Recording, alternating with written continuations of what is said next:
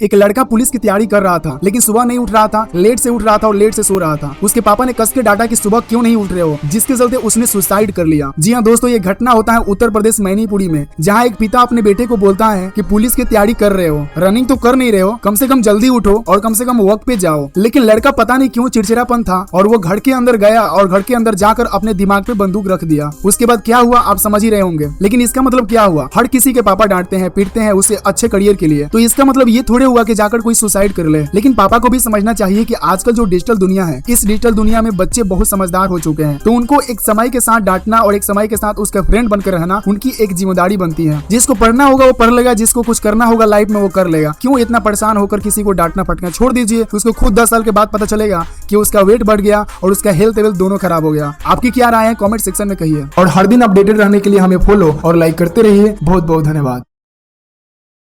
दोस्तों, आपने फिल्मों में तो जरूर देखा होगा कि कैसे किसी व्यक्ति या इंसान या बच्चे को एक शेर या बाघ के चपेट से बचाया जाता है, लेकिन वो तो एक फिल्मी दुनिया होती है। एक ऐसा रियल घटना देखने को मिला जिसमें एक बाप अपने बेटी को बाघ से जान से बचाया। जी हाँ दोस्तों, ये घटना देखने को मिला बहराइच उत्तर प्रदेश में। अपने घर से बाहर एक छोटी सी लड़की खेल रही थी या बाहर बैठी हुई थी, तभी बाघ आता है और उसे अपने चपेट में ले लेता है। और जैसे ही सुनाई देता है उस लड़की की आवाज, फिर उसके पापा जाते हैं और उसे बचाने लगते हैं, और उसे तब तक बचाते हैं जब तक बाघ उस बेटी को छोड़ नहीं देता है, और फाइनली जाकर अपने बेटी को उस बाघ की चपेट से बचा लेते हैं। उसके बाद उस लड़की को हॉस्पिटल ले जाया जाता है और अभी लग रहा है कि वो लड़की सही है। आप इनके लिए मनोकामना क्या करेंगे कमेंट सेक्शन में कहिए, और हर दिन अपडेटेड रहने के लिए हमें फॉलो और लाइक करते रहिए। बहुत बहुत धन्यवाद।